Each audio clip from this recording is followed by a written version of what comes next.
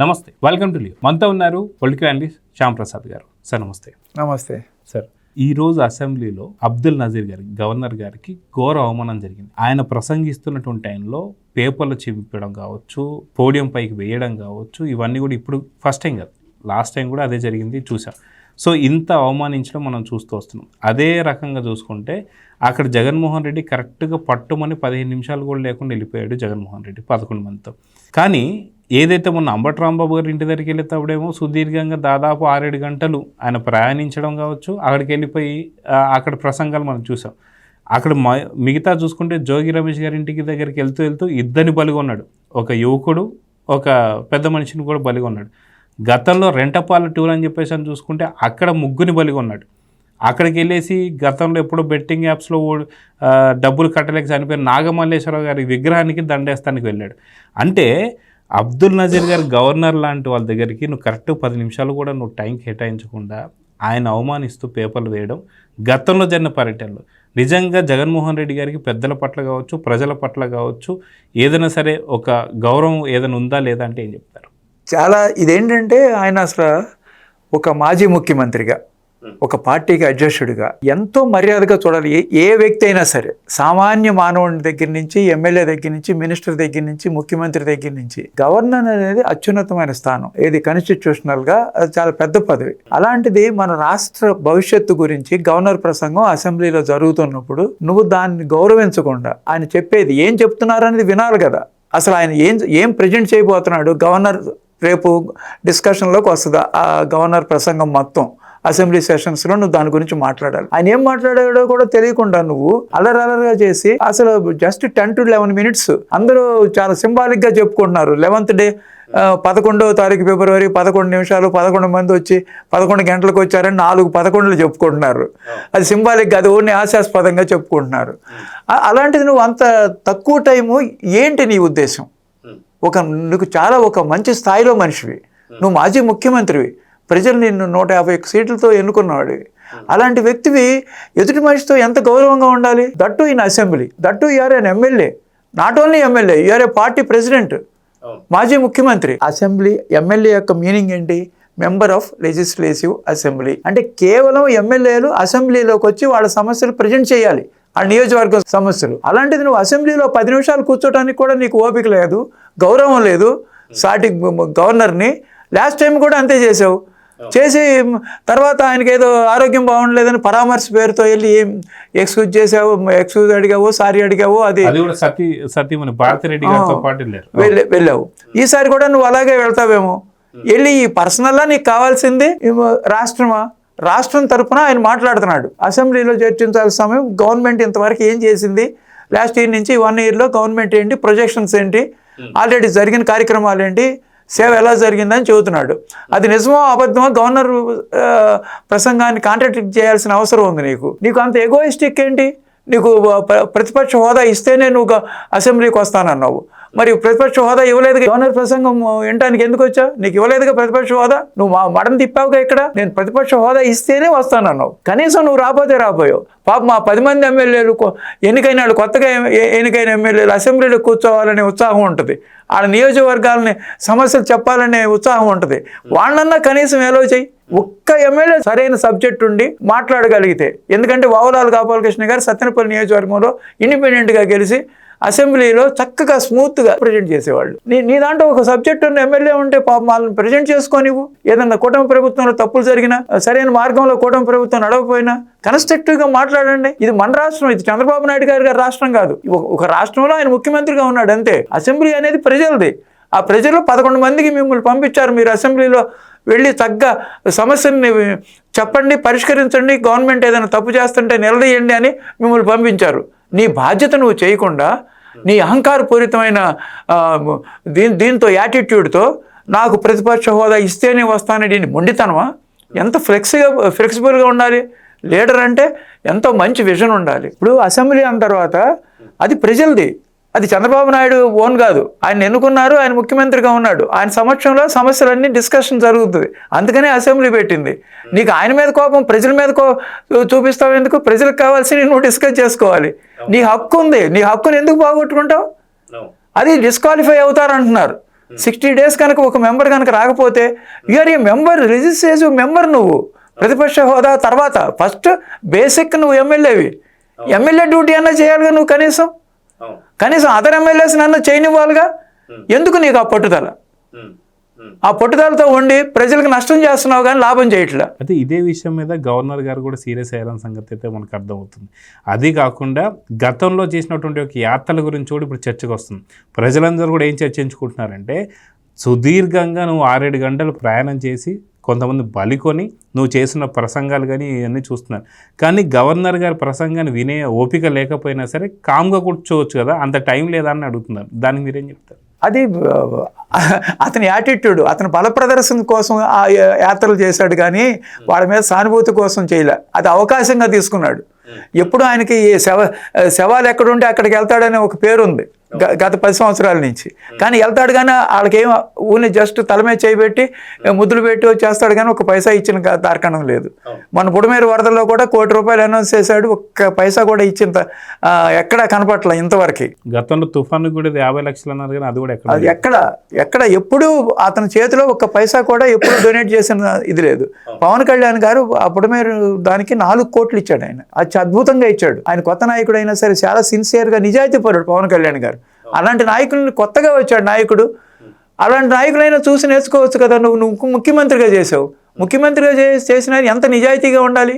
పబ్లిక్లో ఒక మాట ఇచ్చావంటే మాట నిలబెట్టుకోవాలి. అది ఇప్పుడు నువ్వు మడవ తిప్పినట్టు అది. ఇప్పుడు నువ్వు అంబటి రాంబాబు గారు దగ్గరికి ఓదార్చడానికి వెళ్ళావు. ఓదార్చడానికి ఎందుకు వెళ్ళా? ఆయన ఏం చేస్తే వెళ్ళా? ఆయన ఏం మాట్లాడాడు? సభ్య సమాజం తల దించుకునేటట్టుగా, మహిళా లోకం తల దించుకునేటట్టుగా బూతులు మాట్లాడాడు పబ్లిక్గా. అలాంటి వ్యక్తిని నువ్వు ఏంటి పలకరించేది? ఫ్యామిలీని ఎంతమంది హర్ట్ అయ్యి ఉంటారు? ముఖ్యమంత్రి గారిని వెళ్ళి నువ్వు కన్సోల్ ఎందుకు చేయలే? ఆయన బాధపడి ఉన్నాడా? వాళ్ళ తండ్రినంటే ముఖ్యమంత్రి గారికి వెళ్ళి కన్సోల్ చేయి. నీకు అందరి మీద ఈక్వల్గా ఉండాలి. నువ్వు నీకు మాట అన్నవాడిని వెళ్ళి పలకరిస్తున్నాడే కానీ మాట అనిపించుకున్న వాళ్ళకి పరామర్శ లేదంటే దాన్ని ఎలా చూడాలి? పడిన వాళ్ళే ముఖ్యం కదా. పాపం బాధపడేది వాళ్ళు. చంద్రబాబు నాయుడు గారు బాధపడేది వాళ్ళ తల్లిని అన్నారు. అందుకని మహిళా లోకం ఓర్చుకోలేకపోయింది.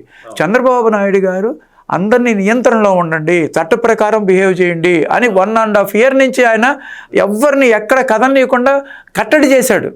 వాళ్ళకున్న కసి పోయిన 5 సంవత్సరాల్లో వాళ్ళు చేసిన దుర్మార్గాలను తట్టుకుని బాధలు పడి ఎంతో పోగొట్టుకున్న వ్యక్తులు కూడా కామ్గా కూర్చున్నారు. ఏంటి చంద్రబాబు నాయుడు గారు వచ్చా మాకేం న్యాయం జరగట్లేదు, వీళ్ళందరికీ ఏం శిక్షలు వేయట్లేదు, రక్తం ఉడికిపోతుంది. ఇప్పుడు చివరికి చంద్రబాబు నాయుడు గారు తల్లిని అనేటప్పటికి మహిళా లోకం తట్టుకోలేకపోయింది. ఆ గీత దాటారు. అది తప్పే. అది నియంత్రణలో ఉండాలి. కానీ వాళ్ళ హద్దులు దాటిపోయింది వాళ్ళు అన్నమాట. అప్పుడేమో చంద్రబాబు నాయుడు గారు పార్టీ హెడ్ ఆఫీస్ మీద చిన్న మాట మాట్లాడాడు, బోసడికే అని. ఏది? పట్టాభి. ఆ బోసడికే అనే మాట క్యాజువల్గా మాట్లాడతారు అందరూ ఆంధ్రప్రదేశ్లో. అర్థం దాన్ని డిక్షనరీలో చూసి ఎత్తుక్కోవాల్సి వచ్చిన స్టేజ్లో అతనికి బీపీలు వచ్చినాయి మా వాళ్ళకని చెప్పి పార్టీ ఆఫీస్ నాశనం చేసి పట్టాభిని జైల్లో పెట్టించి పట్టాభి ఇంటి నిండా ధ్వంసం చేసి చిన్న పిల్లని హట్ చేశారు. అంత చేశారు మీ కార్యకర్తలు. కానీ నువ్వు ఇన్ని రకాలుగా చేసుకొస్తున్నా సరే ఎప్పుడు నియంత్రణ దాటనాళ్ళు చంద్రబాబు నాయుడు గారు తల్లిని అనేటప్పటికి వాడు బ్రేక్ అయ్యారు. అది నువ్వు కంటిన్యూస్గా 6 hours జర్నీ చేసుకుంటూ వచ్చావు. ఎంతమందికి ఎన్ని రకాల ఇబ్బందులు, అంబులెన్సులకు కూడా నువ్వు దారి ఇవ్వాల. ఎంతమంది సఫర్ అయ్యి ఉంటారు? చంద్రబాబు నాయుడు గారు ముఖ్యమంత్రి పదవి చేపట్టిన తర్వాత మొన్న 2024లో ఇమీడియట్గా చెప్పాడు, నా వెహికల్ కోసం ఎవరిని ఆపొద్దు, ట్రాఫిక్ ఎక్కడ ఆపొద్దు, చాలా ఇబ్బంది పడతారు, మ్యాక్సిమం 2 minutes. విజయవాడలో ఎంతమంది సఫర్ అయ్యారో జగన్ గవర్నమెంట్ అప్పుడు. ఎయిర్పోర్ట్కి వెళ్ళటం, ఈ తాడేపల్లి నుంచి ఎయిర్పోర్ట్కి రింగ్ రోడ్లో నుంచి వెళ్ళినప్పుడు మేమందరం సఫర్ అయ్యాం. ఆ రోడ్ల మీద నుంచి ఎన్ని రకాలుగా సఫర్ అయ్యి ఉంటారు. ట్రాఫిక్ సఫర్ అవ్వకూడదు, పబ్లిక్ సఫర్ అవ్వకుండా ఉండాలి ఒక నాయకుడు వెళ్ళేటప్పుడు. అలాంటి వ్యక్తి నువ్వు కావాలని డెలిబరేట్గా జనాన్ని చేసుకుని జనం వచ్చేదాకా వెయిట్ చేసి జనం రాలా, జనాన్ని తెప్పించండి 10 సెంటర్లో కొంతమంది నుంచో పెట్టించావు. నీకేంటి నా బలం ఎంత ఉంది, నేను ఇంతమంది అని చూపించుకోవడానికి ఉన్నట్టుగా ఉంది కానీ నువ్వు పరామర్శకు వెళ్ళినట్టు లేదనమాట. అది అసెంబ్లీలో పనికిరాలేదుగా. అక్కడను అసెంబ్లీలో నీ బలం తీసుకెళ్ళి కావాలంటే నీకు ఇవ్వాల ప్రజలు. నీకు అసెంబ్లీలో ప్రజలు ఇవ్వాలి నీకు ప్రతిపక్ష హోదా. ప్రజలు ప్రతిపక్ష హోదా నీకు ఇవ్వాల. ప్రజలు ఏం చెప్తే అది వినాలి. నువ్వు చేసిన పరిపాలన అలా ఉంది. నీ పరిపాలన చేసుకుని నీ స్థాయి అది, నీ స్థాయి ఎమ్మెల్యేనే, నీ స్థాయి ప్రతిపక్షాలే వద్దు, నువ్వు ఎమ్మెల్యే వరకే నువ్వు అని చెప్పారు ప్రజలు. కాబట్టి అలా చెప్పి మా అక్కడికి వెళ్ళి క్యాష్ బ్యాగ్ కొడతావు, టైగర్ అంటావు, కాపులను రెచ్చగొడతావు. నీ ఉద్దేశం ఏంటి? మెయిన్ టార్గెట్ ఇవాళ కూటమి ప్రభుత్వానికి కాపులు బలం. కాపుల్ని కూటమి ప్రభుత్వం నుంచి విడదీసేస్తే కూటమి ప్రభుత్వం పడిపోద్ది, నేను మళ్ళీ అధికారం తీసుకోవచ్చు అనే ఒక దాంతో కులాల మధ్య చిచ్చు పెట్టడానికి ప్రయత్నిస్తున్నావు. నువ్వు అక్కడికి వెళ్ళి కాపు నాయకుడు అని ఎందుకు మాట్లాడాలి? టైగర్ అని ఎందుకు మాట్లాడాలి? ఏ విషయంలో టైగర్? 2 సంవత్సరాల నుంచి బూతులు మాట్లాడటంలో టైగర్లు ఎప్పుడు మాట్లాడటం బూతులు. టైగర్ అనేవాడు చాలా హుందాగా ఉంటాడు, సింహం అనిపించుకుంటాడు ఎన్టీ రామారావు లాగా. వాళ్ళు ఎప్పుడు బూతులు మాట్లాడు. చంద్రబాబు నాయుడు గారి నాటిలోనే చెప్పిన బూతులు చూసారా? అసలు ఈ కూటమి ప్రభుత్వం వచ్చిన తర్వాత బూతులు మొత్తం ఆగిపోయినాయి. మీరు గమనించారో లేదు? 2019 నుంచి 2024 వరకు ఎన్ని రకాల బూతులు ఉన్నాయి? అసెంబ్లీలో విన్నారు, పబ్లిక్గా విన్నారు. ఇప్పుడు ఎవరన్నా ఒక్కడి బూతులు మాట్లాడుతున్నాడా?